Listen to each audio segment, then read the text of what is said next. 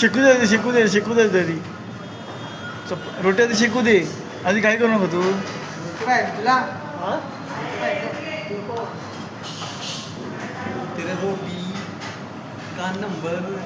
लय गरम झाली रे वाटलं लिंबूनाची रोटीचे हां नाही रोटी दे अजून त्याला रोटीकडे काय रे पण ते लय गरम केलीस तू ओके मला